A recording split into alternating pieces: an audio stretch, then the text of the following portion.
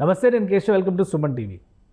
ఈ మధ్య విదేశీ విద్య అనేది ప్రతి ఒక్కరికి అందుబాటులోకి వచ్చింది. అలానే అగ్రరాజ్యంలో చదువుకోవడం అనేది కూడా ఒక ఆసక్తి, కోరికగా మారిపోయింది. అయితే వరుసగా తెలుగు విద్యార్థులు, అందులోనూ భారతీయుల పైన జరుగుతున్నటువంటి ఆందోళనలు కానీ, దాడులు కానీ అందరిలోనూ కూడా ఒక ఆవేదనని రేకెత్తిస్తున్నటువంటి సందర్భం. గత కొద్ది రోజులుగా చూస్తే వరుసగా తెలుగు విద్యార్థులు గాయపడినటువంటి సందర్భాలు ఉన్నాయి. అలానే 1-2 మరణాలు కూడా చోటు చేసుకున్నటువంటి పరిస్థితి. ఎందుకు ఇటువంటి పరిస్థితులు అగ్రరాజ్యంలో ఎదురవుతున్నాయి?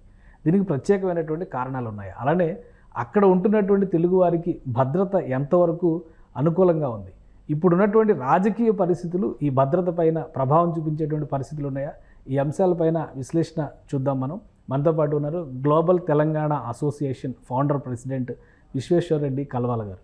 విశ్వేశ్వర రెడ్డి గారు, నమస్కారం. సౌత్ ఇండియాలోనే అతి తక్కువ ధరలకి రత్నాలను అందించే ఏకైక సంస్థ 6JVR. నమస్కారం.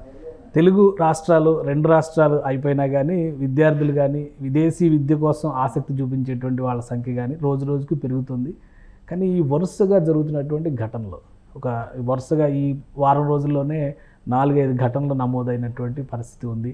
అది కూడా మన హైదరాబాద్కు చెందినటువంటి విద్యార్థి గాయపడ్డారు, ఇంకొక విద్యార్థి మరణించినటువంటి పరిస్థితి ఉంది. ఎందుకు ఇలాంటి పరిస్థితులు వస్తున్నాయి? అన్నిటికంటే కూడా చాలా భద్రమైనటువంటి దేశం అని భావిస్తారు అమెరికా అంటే. అలాంటి చోట ఈ ఘటనలు ఏంటి, ఎలా జరుగుతున్నాయి?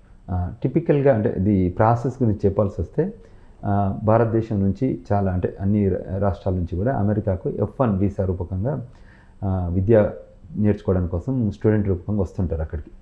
స్టూడెంట్ వీసా అనేది ఒక 2 years కోసం ఇస్తారు. ఫస్ట్ అంటే 2 years ఎడ్యుకేషన్ కానీ, but 4 years 5 years visa term ఉంటుంది. బట్ 2 yearsలోనే కంప్లీట్ చేసేటట్టు. ఇక్కడ ఎస్పెషల్లీ తెలుగు విద్యార్థులు చాలామంది గత 3-4 సంవత్సరాల నుంచి డబుల్ త్రిబుల్ అయ్యారు, పెంచారు వాళ్ళు. సో హైదరాబాద్ కాన్సులేట్ కూడా ఇవాళ ఏషియాలోనే బిగ్గెస్ట్ కాన్సులేట్ అయింది. 53 విండోస్ ఉన్నాయి మన హైదరాబాద్ కాన్సులేట్లో. So and every given point of టైంలో వాళ్ళకి 52 ఆఫీసర్స్ కూర్చొని వీసా ఇష్యూ చేస్తుంటారు అన్నట్టు. సో మేజర్గా స్టూడెంట్స్ వీసా అమెరికాకు వస్తున్నారు. వచ్చిన స్టూడెంట్స్ ఎలా ఉండాలంటే టిపికల్గా అంటే ఈ జరుగుతున్న సంఘటనలకి రూపకంగా మనం మాట్లాడుకుంటే, మాస్టర్స్కి వీసా వచ్చిన వాళ్ళు ఆ పర్టికులర్ యూనివర్సిటీలో మాస్టర్స్ ఎడ్యుకేషన్ కోసమే వస్తుంటారు. ఇమిగ్రేషన్ నేషనాలిటీ యాక్ట్ ప్రకారం వాళ్ళు వచ్చి విద్యను అభ్యసించి OPT ఆప్షనల్ ప్రాక్టికల్ ట్రైనింగ్ టైంలో ట్రైనింగ్ తీసుకున్న తర్వాత మళ్ళీ మనం వెనుకకు వస్తామన్న ఒక రూల్ ప్రకారమే, ఆ నార్మ్స్ ప్రకారమే మనకు వీసా ఇస్తారు ఇక్కడ. సో మనల్ని ఒక్కడ వచ్చాక వాళ్ళు న్యూయార్క్లో ఉన్న, వాషింగ్టన్ డీసీలో ఉన్న, షికాగోలో ఉన్న, డెట్రాయిట్లో ఉన్న, ఎక్కడున్న అంటే యూనివర్సిటీస్లలో, డాలస్లో ఉన్న ఆ యూనివర్సిటీస్లో చదువుకొని యూనివర్సిటీ ఆథరైజ్డ్ వర్క్, ఆ పర్టికులర్ యూనివర్సిటీ ఎంతవరకు అయితే ఆథరైజేషన్ ఇస్తుందో ఆ పరిమితులకు లోబడే వాళ్ళు అక్కడ పనిచేయాల్సి ఉంటుంది. సో ఇప్పుడు వస్తున్న స్టూడెంట్స్ ఏం చేస్తున్నారంటే ఆ పరిమితులు దాటి వాళ్ళు గ్యాస్ స్టేషన్లో కానీ, గ్రాసరీ స్టోర్లు కానీ, liquor station, different various hospitality కానీ, రెస్టారెంట్లు కానీ వెళ్ళి పనిచేస్తున్నారు. అవి సెక్యూరిటీ ఉన్న ఏరియాలో అయితే పర్లేదు, కానీ సెక్యూరిటీ లేని ప్లేస్లలో వెళ్ళి పనిచేస్తే కొన్ని ఇటువంటి సంఘటనలకు జరగడానికి ఆస్కారం ఉంది. ప్లస్ ఇది unauthorised work. First of all they should not do this work. ఈ వర్క్ చేయడం వల్ల వాళ్ళకే ఇబ్బంది, విద్యార్థులకే ఇబ్బంది. మళ్ళీ ఏంటంటే వాళ్ళు పోర్ట్ ఆఫ్ ఎంట్రీలో మళ్ళీ ఇండియాకి వెళ్ళి మళ్ళీ బ్యాక్ వచ్చేటప్పుడు CBP officer, customs and border protection officer ఇంటర్వ్యూలో చెక్ చేస్తే వీళ్ళు వర్క్ చేస్తున్నట్టు తెలిస్తే వాళ్ళని డిపోర్ట్ చేస్తారు. సో ఇందువల్ల వాళ్ళు అసలు ఆ వర్క్ని మనం చేయకుండా ఉంటే బాగుంటుంది. ఇంకా మళ్ళీ అమెరికాలోకి రానివ్వరు. బికాజ్ ఇది violating of immigration nationality act laws అన్నట్టు. సో తప్పకుండా వాళ్ళు ఆథరైజ్డ్ వర్క్ ఓన్లీ, అది కూడా యూనివర్సిటీలోనే, యూనివర్సిటీ ఆథరైజేషన్ ఇక్కడ పనిచేయాలని ఒక ఏరియా ఉంటుందో అంత లోపలనే పనిచేయాలి, ఆ సెక్టర్లోనే పనిచేయాలి, వాళ్ళు చెప్పిన అసైన్మెంట్లోనే పనిచేయాలి. అది కాకుండా మనం ఎక్కడెళ్ళి పనిచేసినా కూడా అది కరెక్ట్ కాదు. దానికి మనం గైడెన్స్ కానీ, సజెషన్స్ కానీ తీసుకుంటేనే తప్ప మనం పనిచేయొద్దు. సో అట్లా పనిచేసిన వాళ్ళు అది కూడా వేర్ దెర్ ఇస్ సెక్యూరిటీ ప్లేసెస్లో పనిచేస్తే, especially in lines of talking security గురించి ఆలోచిస్తే ఈ వాళ్ళకి ఇబ్బందులు అవుతున్నాయి కదా, షూట్ అవుట్లు కానివ్వండి, లేకపోతే వాళ్ళకి గాయాలు ఇటువంటి జరగడానికి కారణం ఏంటంటే వాళ్ళు ఎక్కడైతే వెళ్ళి పనిచేస్తున్న స్టోర్లో వచ్చిన కస్టమర్ వస్తారు కదా, వాళ్ళ మధ్యన ఏదైనా వాగ్యుద్ధ అయిపోయి ఏదైనా గొడవ అయ్యి అక్కడ ఉన్న సమస్య పైన డిస్కషన్ అయితే అప్పుడు దాన్ని గేరప్ అయినప్పుడు వాళ్ళు యాక్ట్ చేస్తారు. ఎందుకంటే గన్ కల్చర్ మీకు తెలుసు అమెరికాలో టూ మచ్ గన్ కల్చర్ ఇది ఉంది కాబట్టి. సో దాన్ని ఉపయోగించుకొని మనం కొద్దిగా జాగ్రత్తగా ఉండి అసలు ఏరియాస్కి వెళ్ళకుండా ఉంటే బెటరు, వెళ్తే జాగ్రత్తగా ఉంటే బాగుంటుంది. ఎలా అసలు ఒక ఏరియా ఇట్ ఈస్ సెక్యూర్డ్ అని ఇది సెక్యూర్డ్ కాదని ఎలా తెలుస్తుంది అక్కడికి వెళ్ళిన స్టూడెంట్? ఎందుకంటే మొన్న రిపోర్ట్ అయినటువంటి ఒక ఇన్సిడెంట్లో చికాగో సిటీలో జరిగినటువంటి, అంటే చికాగో అనగానే అందరికీ కూడా అదొక చాలా గొప్ప సిటీ అనేటువంటి అభిప్రాయం మన మైండ్ సెట్లో ఉంటుంది. అలాంటి చోట అటాక్ జరగడం, ఒక విద్యార్థి చనిపోవడం లేదా ఒక భారతీయుడు చనిపోవడం అసలు ఎలా చూడాలి, వీళ్ళకి ఎలా తెలుస్తుంది? షికాగోలో కూడా అంటే every place every location in the United states ఆ పర్టికులర్ లొకేషన్లో కొద్దిగా ఇబ్బందికరమైన ప్లేసెస్ కూడా ఉంటాయి. వాటిని ఐడెంటిఫై చేసి చెప్తారు మనకి, టీవీ ఛానల్ ద్వారా చెప్తుంటారు. మేము వాలంటరీ ఆర్గనైజేషన్ల రూపకంగా కూడా మేము గైడ్ చేస్తుంటాం అన్నట్టు. ఆ ఏరియాలకు వెళ్ళవద్దని. టిపికల్గా ఇండియన్ కమ్యూనిటీ అంతా కూడా సేఫ్ సెక్యూర్ ప్లేస్లలో ఉంటారు. కానీ వీళ్ళు ఉద్యోగరీత్యా ఎక్కడైనా వెళ్ళి పనిచేస్తున్నారు. అవి డౌన్ టౌన్ అంటే స్పెసిఫిక్గా డౌన్ టౌన్ ఎక్కడ నల్లజాతీయాలు ఎక్కువ ఉన్న దగ్గర ఏంటంటే వాళ్ళకి ఈ అడ్మినిస్ట్రేటివ్ ఇష్యూస్, తర్వాత ఫైనాన్షియల్ ఇష్యూస్తోని, వాళ్ళకు ఫ్యామిలీ ఇష్యూస్తో ఏం చేస్తారంటే వాళ్ళు దాన్ని రివెంజ్ తీసుకోవడానికో లేకపోతే సైకాలజికల్ డిప్రెస్ అయ్యో అక్కడ షాప్కి వచ్చి దొంగతనం చేయడానికి వచ్చో అక్కడ మన వాళ్ళు అడ్డుపడడం వల్ల యాక్చువల్గా ఏదైనా షాప్కి వచ్చి వాళ్ళు దొంగతనానికి వస్తే వాళ్ళ చేతిలో పెట్టి పంపించేయాలి, ఓపెన్ చేయాలి. ఇటువంటి కొన్ని ఈజీ అప్ చేసి పంపిస్తే పర్లేదు. కానీ అక్కడ మనం అబ్స్ట్రాక్ట్ చేస్తున్నట్టు కానీ మనం ఏదైనా ప్రొటెక్ట్ చేస్తున్నట్టు చేస్తే వాళ్ళకి నచ్చదు, వాళ్ళు ఇమీడియట్గా గన్ తీసుకొని కాల్చడానికి ఆస్కారం ఉంటుంది. సో అటువంటి వాటిని అవాయిడ్ చేసుకోవాలి. ఎస్పెషల్లీ అటువంటి దగ్గర పని చేయకుండా ఉంటే బెటర్. ఎందుకంటే పని చేయడం వల్ల ఎంతో కొంత డబ్బు వస్తుందని ఆశపడి చేయడం వల్ల రెండు రకాల ఇబ్బంది. ఒకటి ది హెల్త్ ఇష్యూస్, ఇవి ఇటువంటి కాన్ఫ్లిక్ట్ ఆఫ్ ఇంట్రెస్ట్తో గొడవలు ఇబ్బంది ఎదుర్కొంటుంది. రెండోది ఏంటంటే ఇమిగ్రేషన్ ఇష్యూస్. ఇది అప్పుడు ఆ నిమిషంలో మనకు తెలియదు, కానీ ఎప్పుడైతే వాళ్ళు పోర్ట్ ఆఫ్ ఎంట్రీకి బయటకు వచ్చి మళ్ళీ ఏదో రీజన్స్లో ఫ్యామిలీ విజిట్ కానీ ఇంట్లో ఏదైనా ఇష్యూస్ ఉంటే వచ్చి కలిసి మళ్ళీ వెనకకు అమెరికాకి రావాలనుకున్నప్పుడు ఈ మధ్య పోర్ట్ ఆఫ్ ఎంట్రీలో మనం 300 మందిని వెనకకు పంపించారు. సో ఇది just because of this they are working in they are violating the student rules and working in several places. వాళ్ళకి ఏంటంటే ట్రాకింగ్ ఈజీ, ఒకప్పటిలాగా లేదు. ఇప్పుడు ఎలక్ట్రానిక్ సిస్టమ్ బాగా రెవల్యూషనరీ ఎలక్ట్రానిక్ సిస్టమ్ వచ్చాక వాళ్ళు ట్రాక్ చేయగలుగుతున్నారు. సో వాళ్ళ ఫోన్లో తీసుకుంటారు, స్టూడెంట్లు ఎవరైతే ఉంటారో వాళ్ళ ఫోన్లో తీసుకొని డౌన్లోడ్ చేస్తారు టెక్స్టింగ్. సో అందులో ఎక్కడైనా నేను వర్క్ ప్లేస్లో ఉన్నానో ఫ్రెండ్స్కి మనం టెక్స్ట్లు కొడుతుంటాం కదా, సో అటువంటి సిచ్యువేషన్లో ఉన్న దాని మీద ఇంటరాగేట్ చేస్తారు. వాళ్ళ దగ్గర ఎవిడెన్స్ ఉంటుంది, ఎందుకంటే కెమెరా సిస్టమ్ ఉంది కదా ఎక్కడ వెళ్ళినా కూడా. సో దాంతో ఇన్వెస్టిగేషన్లో మనలు వాలంటరీగానే యాక్సెప్ట్ చేస్తారు. చేయడం వల్ల ఏం చేస్తారంటే వాళ్ళ మీద బార్ కూడా ఉంటుంది. సో వయలేటింగ్ ది రూల్స్ ఉన్న దాన్ని బట్టి కొందరిని 3 years బార్ చేస్తారు, కొందరు 1 year బార్ చేస్తారు, కొందరు 10 year బార్ కూడా చేస్తారు. ఈ depends on the violating the rules. So అది జరగకుండా మనల్ని మంచి గైడెన్స్ కానీ, మంచి కౌన్సిలింగ్ కానీ, మంచి ఎడ్యుకేషనల్ సెమినార్స్ కానీ, సింపోజిజం కానీ అటెండ్ అయితే మేము యాజ్ అన్ ఆర్గనైజేషన్ కూడా గ్లోబల్ తెలంగాణ కూడా మేము ప్రొవైడ్ చేస్తున్నాం వాళ్ళకి. మీరు తెలుసుకోండి, నాలెడ్జ్ తెలుసుకోండి. ఎందుకంటే వాళ్ళు చిన్న పిల్లలు కాదు, దే ఆర్ అడల్ట్ కాబట్టి వాళ్ళ క్వాలిటీ ఎడ్యుకేషన్ మనం ప్రొవైడ్ చేయడం ద్వారా వాళ్ళకి ఓన్ జడ్జి. మేజర్ యాక్టివిటీ మీది ఏముంటుంది గ్లోబల్ తెలంగాణ అసోసియేషన్ తరఫున? ఈవెన్ యుఎస్లోనే అనుకుంటే ఎటువంటి సర్వీసెస్ చేస్తారు? ఓకే, గ్లోబల్ తెలంగాణ అసోసియేషన్ ఏంటంటే టిపికల్గా ఇది టెరిటోరియల్ లిమిటెడ్ కాకుండా ఇంతకుముందు మనం కొన్ని వాలంటీర్ ఆర్గనైజ్ చేస్తే అది అమెరికాకు పరిమితము, ఆస్ట్రేలియాకో, కెనడాకో, న్యూజిలాండ్, సింగపూర్ వరకే పరిమితం అయ్యేది. ఇప్పుడు ఏంటంటే గ్లోబల్ తెలంగాణ ప్రపంచవ్యాప్తంగా ఉన్న ఎన్ఆర్ఐస్ అందరికి కూడా, వాళ్ళు విద్యార్థులే కానివ్వండి, ఉద్యోగరీత్యా కానివ్వండి, బిజినెస్ రీత్యా కానివ్వండి, వాళ్ళు ట్రావెల్ చేస్తారు, మెడికల్ టూరిజం కానీ, మెడికల్ నీడ్స్ని బట్టి కానీ అన్ని రకాలుగా. ఒకప్పుడు ఒకప్పటి వరల్డ్ వేరు, ఇప్పుడు world became a small village because of the technology revolution. People migrated to globe. So వాళ్ళందరికీ కూడా ఏదో సమస్యలు ఉన్నాయి, ఒక్కొక్క కంట్రీలో కొన్ని స్ట్రెంగ్స్ ఉన్నాయి, కొన్ని వీక్నెసెస్ ఉన్నాయి. ఎస్పెషల్లీ మనం అమెరికా గురించి, ఎందుకంటే మోస్ట్ రీసెంట్ జరిగిన సంఘటనల ఆధారంగా చూస్తే అమెరికాలో ఉన్న విద్యార్థులకు మేము మంచి గైడెన్స్ ఇస్తున్నాం, ఎడ్యుకేషనల్ ఇస్తున్నాం. తర్వాత ఈ మధ్యన మాస్టర్స్ అయిపోయాక కూడా వాళ్ళకి ట్రైనింగ్స్, ఏ టెక్నాలజీలో ఎంప్లాయ్మెంట్ ఆపర్చునిటీ ఉంది. ఎందుకంటే మాస్టర్స్ అయిపోయాక ఇప్పుడు ఆర్టిఫిషియల్ ఇంటెలిజెన్స్ కానీ, తర్వాత డేటా సైన్స్ కానివ్వండి, తర్వాత సైబర్ సెక్యూరిటీ కానివ్వండి, ఇటువంటి ఏరియాస్లలో వాళ్ళకి కొంచెం ఇంకా మోర్ ట్రైనింగ్ ఇవ్వడం వల్ల ఎంప్లాయ్మెంట్ ఆపర్చునిటీస్ క్రియేట్ అవుతాయి. అదేవిధంగా ఏమైనా ఇష్యూస్ అడ్రస్ అయినా, అనుకోకుండా ఇటువంటి సంఘటనలు జరిగి చనిపోతే కూడా వాళ్ళని బాడీలను మళ్ళీ ఇండియాకి పంపించాలి. ఎందుకంటే పేరెంట్స్ చూడాలనుకుంటారు, కడసారి చూపుకు కూడా మనం హెల్ప్ చేయడానికి కోసం మన సంఘంలో అన్ని రకాలుగా, అంటే అది ఏ సిటీలో ఉన్నా కూడా వాళ్ళతో కనెక్ట్ అయ్యి వాళ్ళతో మాట్లాడి ఆ అవకాశాలను తీసుకొచ్చేటట్టు. అదేవిధంగా కల్చరల్గా, లిటరరీగా మనం అక్కడ టుగెదర్గా ఉండటానికి వస్తాం. ఎందుకంటే మనం ఇక్కడ నుంచి ఇండియా నుంచి బయటికి వెళ్ళినప్పుడు వేరియస్ సిటీలో ఉంటాం కాబట్టి కల్చరల్ యాక్టివిటీస్ కూడా, ఐడెంటిటీ కూడా ఉంటుంది మనకి. దాన్ని కూడా మనం యాజ్ ఎ గ్రూప్గా సెలబ్రేట్ చేసుకుంటాం. బతుకమ్మ పండుగలు కానివ్వండి, పిక్నిక్స్ కానివ్వండి, వనభోజనాలు, అంటే డిఫరెంట్ ఈవెంట్స్, ఫార్మేషన్ డేస్ కానీ, తర్వాత ఉగాది కానివ్వండి, తర్వాత దివాళీ కానివ్వండి, సంక్రాంతి. అన్ని కంట్రీస్లో ఈ యాక్టివిటీస్ చేస్తారా? అమెరికాలో మాత్రమే? అమెరికా కాదు, అమెరికా వరకు ఉండేది దాటి ఇప్పుడు గ్లోబల్లో చేస్తున్నాం. Okay. Because the global Telangana association కాబట్టి. సో వరల్డ్ వైడ్లో ఏ కంట్రీలో ఉన్నాయి, Tier 1 కంట్రీస్ అంటాం, Tier 2 కంట్రీస్, Tier 3 కంట్రీస్ అంటే ఇప్పుడు లాస్ట్లో మీరు చూశారు కదా ఒకప్పుడు అమెరికా, ఆస్ట్రేలియా, ఇంగ్లాండ్, యూరోప్ ఇవి పెద్దవి. ఇప్పుడు Tier 2 కంట్రీస్లో ఆఫ్రికాలో కంట్రీస్లో వచ్చాయి. ఇవాళ 50 కంట్రీలలో కూడా Sierra Leone, Ethiopia, Mozambique, Zimbabwe. So అంటే మీడియం సైజ్ కంట్రీస్లో ఉన్న కూడా చాలామంది మైగ్రేషన్ అయ్యారు, ఎడ్యుకేషన్ రీత్యా అయ్యారు, ఎంప్లాయ్మెంట్ అయ్యారు, బిజినెస్ ఎక్స్ప్లోరేషన్ అవుతారు, మినరల్ ఎక్స్ప్లోర్ చేస్తున్నారు, ఫార్మింగ్ చేస్తున్నారు. సో ఇట్లా సెంట్రల్ అమెరికాలో చేస్తున్నారు, తర్వాత సౌత్ అమెరికాలో చేస్తున్నారు, తర్వాత నియర్ షోర్ అని చెప్పేసి ఇప్పుడు మన ఐటీ కంపెనీస్ కూడా TCS కానివ్వండి, విప్రో కానీ, ఇన్ఫోసిస్ కానివ్వండి, కానీ eastern time zone, central time zone, mountain time zone, western time జోన్లో ఉన్న కంట్రీస్ ఉంటాయి సిమిలర్ లైన్లో కింద. అంటే అమెరికా కింద సెంట్రల్ అమెరికా కానివ్వండి, సౌత్ అమెరికా కానివ్వండి, అందులో కూడా మనల్ని వెళ్ళి సేమ్ దీని ఏమంటారంటే నియర్ షోర్ ఆపరేషన్స్ అంటారు. సో అందులో ఉన్న వాళ్ళకి కూడా మేము హెల్ప్ చేస్తున్నాం. అక్కడ కూడా అంటే గ్లోబల్ తెలంగాణ అసోసియేషన్ అన్ని కంట్రీస్లోకి వెళ్ళింది. వీ హ్యావ్ 53 కంట్రీస్లో అవర్ ఫుట్ ప్రింట్ ఉంది ఇప్పుడు. సో ఇక్కడ ఏ సమస్య ఉన్నా వాళ్ళని మేము అడగడం వల్ల, వాళ్ళు మమ్మల్ని అప్రోచ్ కావడం వల్ల ఇప్పుడు మనకు గ్లోబల్లో వెబ్ వచ్చేసింది మనది, globaltelangana.org అని. కాంటాక్టెడ్ గ్లోబల్ తెలంగాణ ద్వారా కూడా వాళ్ళు మమ్మల్ని క్వశ్చన్లు అడగవచ్చు, మా గైడెన్స్ తీసుకోవచ్చు. Opportunities, networking is the biggest thing now. ఒకప్పటిలాగా లేదు. వాళ్ళ మొన్న మాస్టర్స్ చేసి చాలామందికి ఇంకా అంటే పోస్ట్ పాండమిక్ రెసిషన్ జరగడం వల్ల చాలామందికి ఎంప్లాయ్మెంట్ ఆపర్చునిటీస్ ఇంకా పెండింగ్ ఉన్నాయి.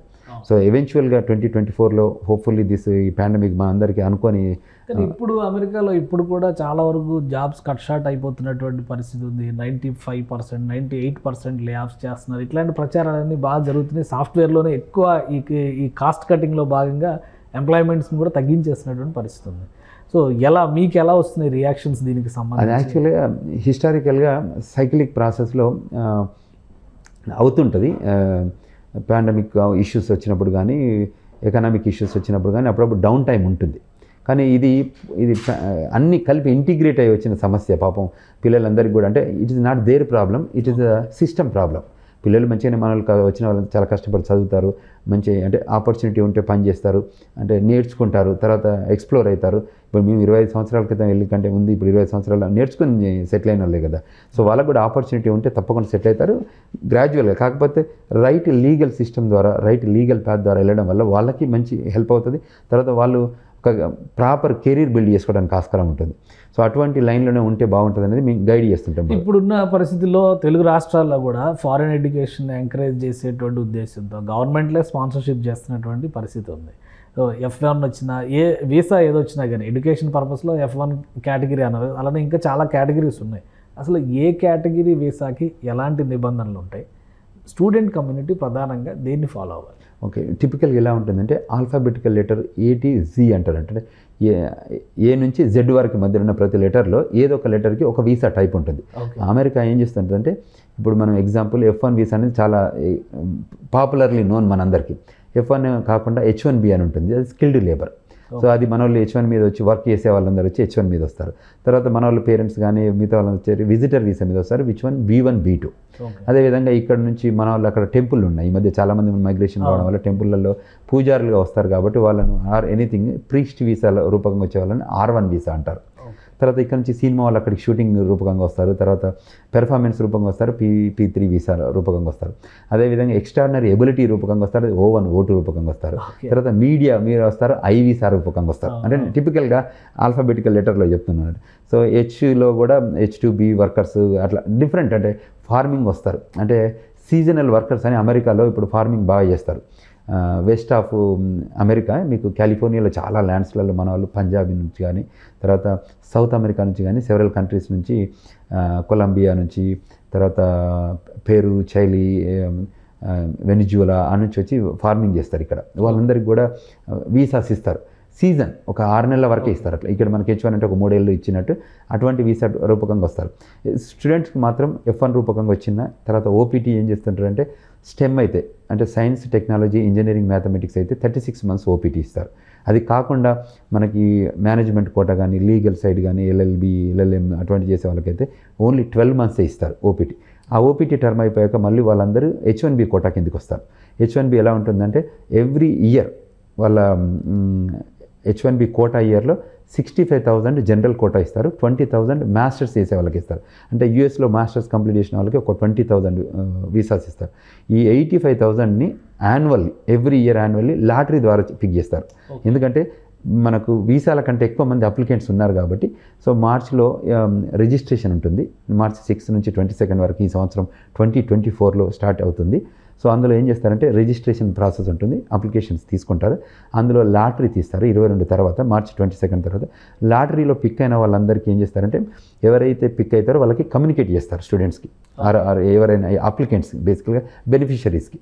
సో వాళ్ళని కమ్యూనికేట్ చేసిన వాళ్ళందరూ మళ్ళీ H1B ఫైలింగ్ చేయాలి. అప్పుడు ఒరిజినల్ పిటిషన్ పంపుతాము యూఎస్సిఎస్కి. ఒక 4 సర్వీస్ సెంటర్స్ ఉంటాయి, Vermont service centre, Dallas service centre, California service centre, Nebraska service centre, ఇట్లా సర్వీస్ సెంటర్స్ ఉంటాయి. వాటికి మనం పేపర్ వర్క్ పంపిస్తే అక్కడ వాళ్ళు మనకు ప్రాసెస్ చేసి H1Bని అప్రూవ్ చేస్తారు.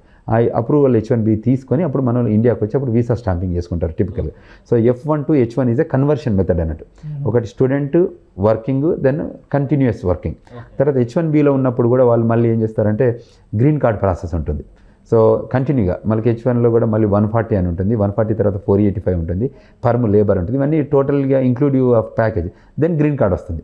మళ్ళీ గ్రీన్ కార్డ్ తర్వాత మళ్ళీ ఒక 5 ఏళ్ళ తర్వాత మళ్ళీ సిటిజన్షిప్కి అప్లై చేసుకునే ఆస్కారం ఉంటుంది. సో ఇది whole thing. Majority of Indians utilize F1 visa, H1B visa. ఇంకా మిగతా ఈ O1 ఓటులు కానివ్వండి, EB1, EB2. ఈ మధ్య అమెరికా ఏం చెప్తుందంటే అమెరికా కంట్రీలో ఇన్వెస్ట్ చేయడానికి EB5 అని ఉంటుంది, ఇన్వెస్ట్మెంట్ బేస్డ్ మీద కూడా గ్రీన్ కార్డ్స్ ఇష్యూ చేస్తుంది.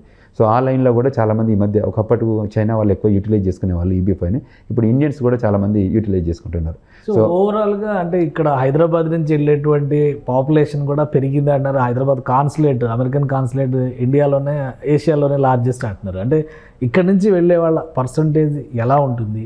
వెళ్ళిన తర్వాత అక్కడ ప్రొటెక్షన్ అంటే మీలాంటి ఆర్గనైజేషన్స్, అసోసియేషన్స్ వాటితో టైప్ అవ్వడం ఒకటే మార్గం, ఇంకేమైనా గవర్నమెంట్ పరంగా ఏమన్నా ఏమన్నా ఆప్షన్స్ ఉన్నాయా? యూజువల్గా గవర్నమెంట్ కూడా మనకు గైడ్ చేస్తారు, ఎప్పటికైనా స్కూల్లో వెళ్ళినా చెప్తారు, ఎక్కడైనా చెప్తారు. బట్ అబోవ్ అండ్ బియాండ్ ఈ non profit organizations, voluntary organizations ఎక్కువ హెల్ప్ చేస్తున్నాయి పిల్లలకి. ఎందుకంటే గైడెన్స్, యాక్సెసిబిలిటీ, లాంగ్వేజ్, కొత్తగా వచ్చినప్పుడు కల్చరల్ డిఫరెన్సెస్ ఉంటాయి కదా ఆ యూనివర్సిటీలో, అవి కూడా షేర్ చేస్తూ, కనెక్ట్ చేస్తూ, అందరిని ఇంటిగ్రేట్ చేస్తున్న ఆపర్చునిటీస్ క్రియేట్ చేస్తుంటాం.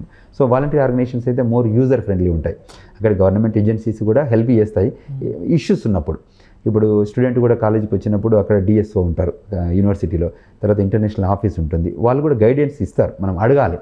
మేము ఏం చెప్తుంటామంటే అందరినీ మీరు you approach us, take good guidance, then take your own good judgment, then you act accordingly. So అందువల్ల మీరు మంచి ప్లేసెస్లో సెటిల్ అవుతారు, మీకు మంచి నాలెడ్జ్ ఉంటుంది.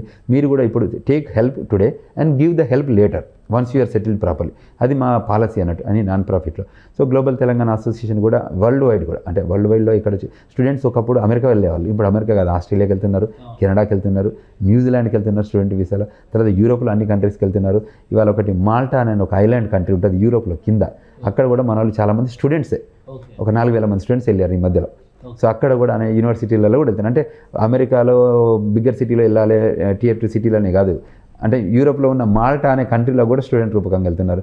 ఈ కరేబియన్ ఐలాండ్ కంట్రీస్ ఉంటాయి, ఆ కరేబియన్ ఐలాండ్ కంట్రీస్లలో కూడా ఈ మధ్య మన వాళ్ళు మెడికల్ దానిలో స్కూల్ ఎడ్యుకేషన్కి వస్తున్నారు.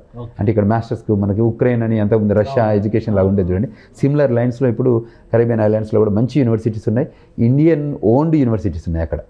సో అక్కడ వెళ్ళి కూడా వాళ్ళు అండర్ గ్రాడ్ మెడికల్ కోర్సెస్ చేసి అప్పుడు మళ్ళీ రెసిడెన్సీ కోసం అమెరికాకు వస్తున్నారు. సో మళ్ళీ అక్కడ రెసిడెన్సీ చేసి మళ్ళీ వాళ్ళు డాక్టర్స్ అవుతున్నారు. సో ప్రాపర్లీ అంటే they are going through various channels, doctors అవుతున్నారు, లాయర్స్ అవుతున్నారు, చార్టెడ్ అకౌంట్స్ అవుతున్నారు, సివిల్ ఇంజనీర్స్ అవుతున్నారు, టెక్నాలజికల్ ఇంజనీర్స్ అంటే సాఫ్ట్వేర్ ఇంజనీర్స్ కానివ్వండి, ఇటువంటి వేరియస్ సెక్టర్స్లో కూడా మన వాళ్ళు వెళ్తున్నారు. అమెరికా అంటే ఓన్లీ సాఫ్ట్వేర్, కంప్యూటర్ సైన్స్ సంబంధించినటువంటి ఫీల్డ్స్ అది కాదు, ఇంకా దేర్ ఆర్ మోర్ ఆప్షన్స్. ఈ H1B ప్రోగ్రామ్ కూడా ఒక్క ఐటీ కంపెనీకో, ఒక ఐటీ సెక్టర్కో, లేకపోతే ఓన్లీ ఇండియన్స్కే కాదు, ప్రపంచవ్యాప్తంగా ఉన్న ఏ కంట్రీ వాళ్ళు కూడా they are eligible to apply H1B. And H1B is not meant for only technology, H1B meant for every skilled labour. అమెరికాకు ఏది అవసరం ఉన్నా వాటి కోసం పెట్టే ప్రోగ్రామ్ అన్నట్టు, అది gateway. H1B is a gateway for any skilled labour can come to the United states. అంటే ఇప్పుడు జరుగుతున్నటువంటి ఇలాంటి ఇన్సిడెంట్స్ జరిగినప్పుడు, యాక్చువల్ నిన్న హైదరాబాద్కి సంబంధించి ఒక స్టూడెంట్ పైన అటాక్ జరిగినప్పుడు సీఎం రేవంత్ రెడ్డి దగ్గర నుంచి సెంట్రల్ గవర్నమెంట్ వరకు అందరూ మూవ్ అవ్వాల్సినటువంటి పరిస్థితి వచ్చింది. ఒకవేళ అలాంటి పరిస్థితులు వస్తే ఎవరిని రీచ్ అవుట్ అవ్వాలి, ఏ విధంగా అప్రోచ్ కావాలి, లీగల్గా కావాల్సినటువంటి ప్రొటెక్షన్ తెచ్చుకోవాలంటే ఏం చేయాలి? టిపికల్గా they can all approach us globaltelangana.org కానీ contact@globaltelanganaకు రీచ్ అవుట్ అయినా. ఈ మధ్య ఇంతకుముందు లాగా లేదు, ఇప్పుడు చాలా రీచ్ అవుట్ ఉంది. వాట్సాప్ ఉంది, ఫేస్బుక్ గ్రూప్ ఉంది. మాకు ప్రతి సిటీలో వాట్సాప్ గ్రూప్ ఉంది. అంటే అమెరికాలో ప్రతి సిటీలో ఉంది, గ్లోబల్లో 53 కంట్రీలలో మాకు వాట్సాప్ గ్రూప్స్ ఉన్నాయి. సో టిపికల్గా కాంటాక్ట్ చేయొచ్చు. గ్లోబల్లో contact@globaltelangana ఈమెయిల్ పంపించినా ఈజీగా అవుతుంది. వాళ్ళకి ఫస్ట్ గైడెన్స్, నాలెడ్జ్, దెన్ అనుకోకుండా జరిగిన సంఘటనలు అంటే యాక్సిడెంటల్గా జరుగుతున్న ఇష్యూస్. ఈ మధ్య ఎస్పెషల్ స్టూడెంట్స్ స్పీడింగ్ టికెట్లు వస్తున్నాయి, థెఫ్ట్ అవుతున్నాయి కేసెస్, ఇవి రియల్గా జరుగుతున్నాయి. తర్వాత violation of the money laundering దానిలో ఇరుక్కుంటున్నారు. ఈ మధ్య కేసులు అయ్యాయి, 2-3 కేసులు జైలుకి వెళ్ళారు. తర్వాత వేరియస్ ఇష్యూస్లో అనుకోని యాక్సిడెంట్లు అవుతున్నాయి, స్పీడింగ్లో అయినప్పుడు కానీ, తర్వాత డ్రింక్ అండ్ డ్రైవ్తో కానీ, అటువంటి ఇష్యూస్ వచ్చినప్పుడు కానీ మేము మాకు we have as an immigration law office ఉన్నప్పుడు కూడా వీ గైడ్ దెమ్.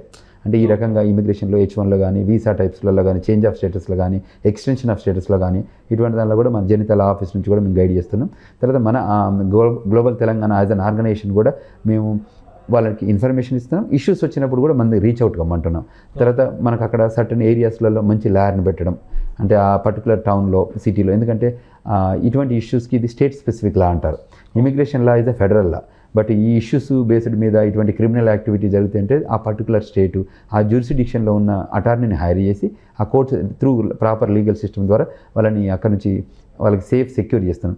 అనుకోకుండా యాక్సిడెంట్ల రూపకం కానివ్వండి, లేకపోతే ఇటువంటి కిల్లింగ్ కానీ జరిగితే మాత్రం తప్పకుండా వాళ్ళకి మనం హిందూ ఫ్యూనరల్ హౌస్ అని న్యూజెర్సీలో ఉంటుంది, వాళ్ళతో కనెక్ట్ చేసి వాళ్ళ బాడీస్ని కూడా మనం తీసుకొచ్చే ప్రయత్నం, అంటే ఎక్కడ వీలైతే అక్కడ వాళ్ళ ఊరికి పంపించే ప్రయత్నం చేస్తున్నాం. కొందరికి డికంపోజ్ అది ఇదైతే పరిస్థితుల్లో అక్కడనే క్రీమేట్ చేస్తున్నాం సిచ్యువేషన్గా. తెలుగు వాళ్ళందరికీ కూడా ఈ సర్వీసెస్ అందరూ తెలుగు వాళ్ళందరికీ, 2 రాష్ట్రాల తెలుగు వాళ్ళందరూ కూడా యూటిలైజ్ చేసుకోవచ్చు. అది కూడా ప్రపంచవ్యాప్తంగా కూడా వాళ్ళ సర్వీసెస్ కాంటాక్ట్ చేయొచ్చు. రెండవది, ఈ మధ్య చాలామంది అంకుళ్ళు కూడా అమెరికాకు వస్తున్నారు. ఇప్పుడు విజిటర్ వీసా కానీ, పేరెంట్స్ గారు రూపకంగా కానీ వస్తున్నారు. పిల్లల దగ్గర టైం స్పెండ్ చేయాలి, ఎందుకంటే ప్రతి ఫ్యామిలీ వాళ్ళు 1-2 NRIs అమెరికాలో ఉన్నారు. సో ఈ మధ్యన మేము గమనించిందంటే అక్కడికి వచ్చిన పేరెంట్స్ కూడా ఏజ్ పెద్దగా ఉండడం వల్ల, డిఫరెంట్ హెల్త్ కండిషన్స్ వల్ల కూడా అక్కడ చనిపోతున్నారు. సో వాళ్ళకు కూడా మేము క్రీమేషన్ హెల్ప్ చేస్తున్నాము. ఎందుకంటే పాసిబుల్ అయితే ఇండియాకు పంపిస్తున్నాము. లేదు 2 పిల్లలు 3 పిల్లలు అమెరికాలో ఉన్నారనుకోండి, అక్కడే చనిపోతే అనుకోని సంఘటనల వల్ల చనిపోతే వాళ్ళకు కూడా మనం హెల్ప్ చేసి ఆ క్రీమేషన్ ప్రాసెస్ కానివ్వండి, అండ్ మెడికల్ ఇష్యూస్ ఉన్నా కానీ, క్రిమినల్ ఇష్యూస్ ఉన్నా, లీగల్ ఇష్యూస్ ఉన్నా, అన్నిట్లలో కూడా మేము హెల్ప్ చేస్తున్నాం. So that they can get benefited.